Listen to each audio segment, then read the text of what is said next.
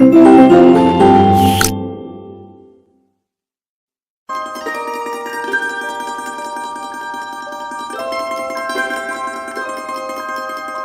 Dear students, welcome in this video. So बच्चों, आज हम आपका एक न्यू चैप्टर स्टार्ट करने जा रहे हैं which is chapter number 13 and the name of the chapter is area of plane figures. यानी कि जो प्लेन फिगर्स होती हैं बच्चों, उसका हम किस तरीके से एरिया फाइंड आउट करेंगे, आज हम इस चैप्टर में सीखेंगे। So let's start our chapter. सबसे पहले बच्चों यहाँ पे आपको कुछ लेट्स रिकॉल्स वाले इसमें कुछ चीज़ें दी हुई हैं लेट्स रिकॉल में।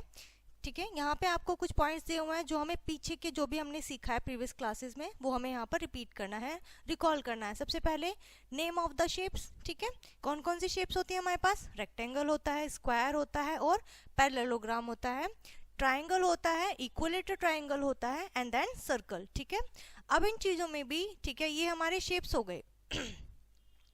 अब उसके बाद यहाँ दिया हुआ है बच्चों में फॉर्मूलाज फॉर एरिया। ठीक है, एरिया के क्या क्या फॉर्मूलेज होते हैं। सो हमारा जो रेक्टेंगल है उसका हम पैरामीटर किस तरीके से निकालते हैं? 2 इंटू एल प्लस बी, यानी लेंथ और ब्रेड्थ की हम कर देते हैं प्लस, एडिशन करते हैं दोनों का और 2 से मल्टीप्लिकेशन कर देते हैं। ठीक है, तो ये हो जाता है बच्चों हमारा पैरीमीटर। ठीक है, एरिया क्या होता है? एल इंटू बी, यानी कि आप दोनों ही लेंथ और ब्रेड्थ की मल्टीप्लिकेशन कर देते हैं। और डायगोनल निकालना हो, डायगोनल क्या होता है? जो इस तरीके से एक वर्टेक्स से दूसरे वर्टेक्स से जाके मिले। ठीक है, डायगोनल तो वो क्या होता है बच्चों? Root L square plus B square. ठीक है, नेक्स्ट है हमारे बच्चों स्क्वायर। स्क्वायर का पैरामीटर क्या होता है?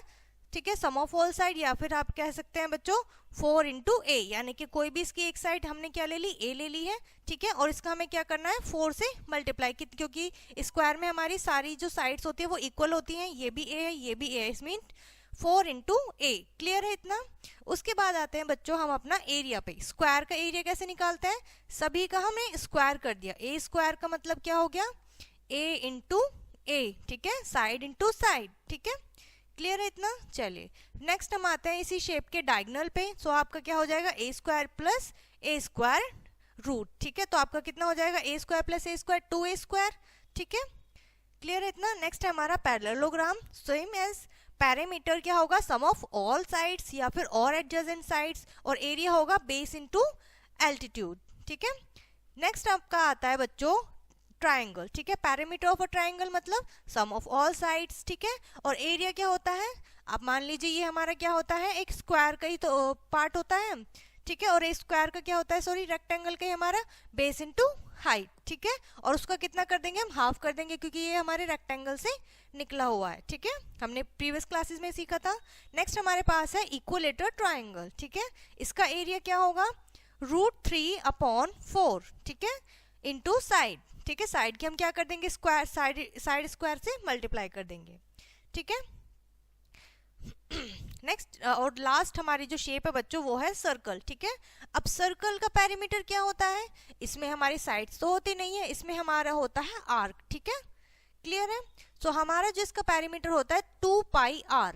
ठीक है, और पाई की हमने वैल्यू सीखी है 22/7 या फिर 3.14।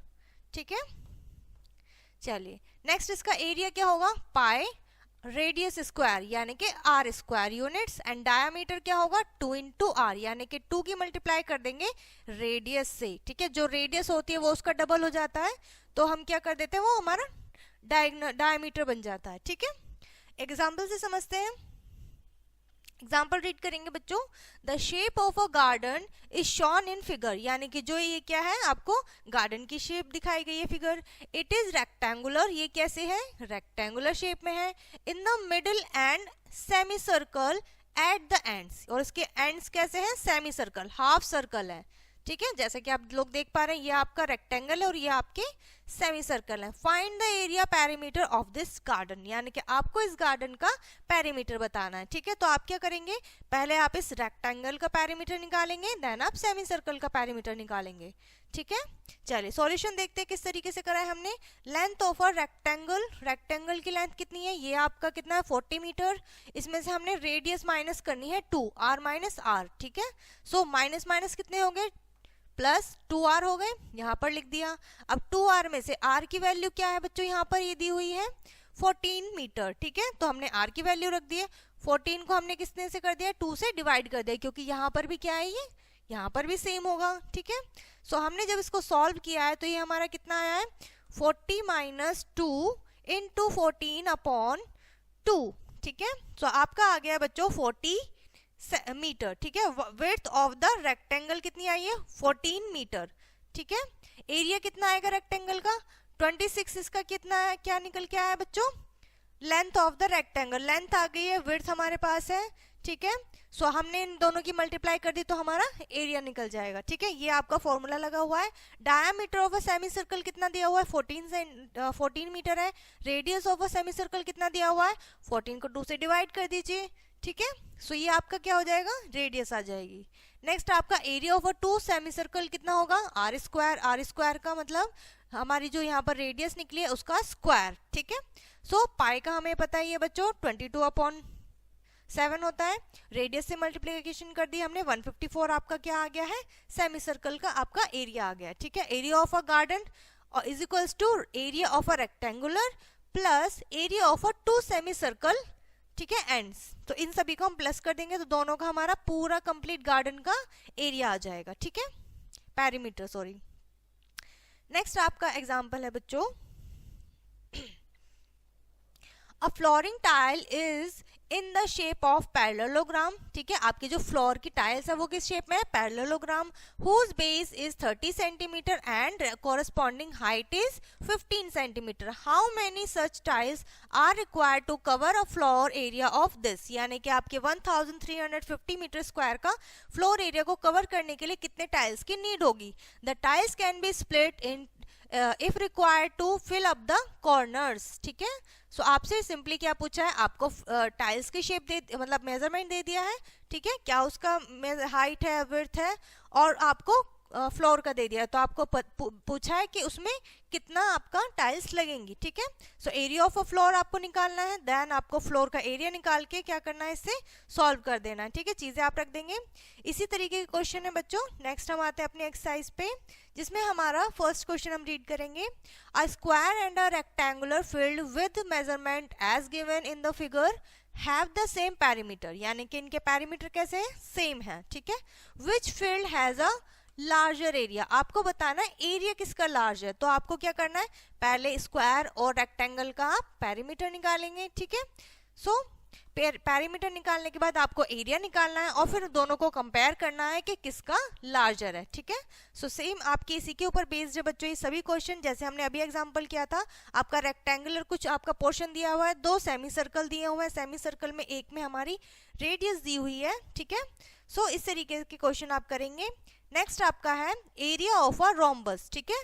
रोम्बस का एरिया किस तरीके से निकालेंगे, in figure ABCD is a rhombus, this is a rhombus and AC and BD are its diagonal, यानी कि आपका AC and BD is its diagonals. Diagonals BD divides the rhombus ABCD into 2 congruent triangle, यानी कि diagonal क्या कर रहे हैं, 2 triangle में इसको डिवाइड कर रहे हैं, ठीक है, which is DCB and DAB. DCB ये हो गया, DAB ये हो गया है, ठीक है, 2 ट्राइंगल बन गए बच्चों, ठीक है। So area of ABCD is equals to area of BCD and plus area of DAB, यानी कि दोनों ट्राइंगल का आपको एरिया बताना है, ठीक है। सो यहाँ पे हमने क्या किया है, हाफ करा है हमने 2 ट्राइंगल में, ठीक है। एरिया का आपको फॉर्मूला लगाना है और उसको सॉल्व करना है, आपने इसकी रखनी है मेजरमेंट, ठीक है। इसकी लेंथ आ जाएगी बच्चों और जैसे आप रखेंगे आपका सॉल्व हो जाएगा, ठीक है। क्लियर है इतना, चलिए आगे बढ़ेंगे बच्चों। एक्सरसाइज आती है हमारी जिसमें हमारा फर्स्ट क्वेश्चन है, find the area of a rhombus whose side is 6 cm and whose altitude is 4 cm. Side दे दी है बच्चों, ऑल्टीट्यूड दे दिया है और आपको एक रोम्बस का क्या बताना है, एरिया बताना है, ठीक है। सो आपको सिंपली करना क्या है, फॉर्मूले में इनकी वैल्यू पुट करनी है और उसको सॉल्व कर देना है, ठीक है। सो इस तरीके से आपके रोम्बस के बेस पे या फिर आपकी शेप्स के स्क्वायर, डायगोनल्स, ट्राइंगल्स के बेसिस पे आपके यहाँ पर पैरीमीटर ऑफ एरिया पूछा गया है। सो इस तरीके से आप प्लेन सरफेस का या प्लेन फिगर का एरिया फाइंड आउट कर सकते हैं। सो यहाँ पर ये चैप्टर बच्चों आपका फिनिश हो जाता है। आई होप ये चैप्टर आपको अच्छे से समझ में आ गया होगा। इस वीडियो को यहीं पर फिनिश करते हैं, मिलते हैं नेक्स्ट वीडियो में।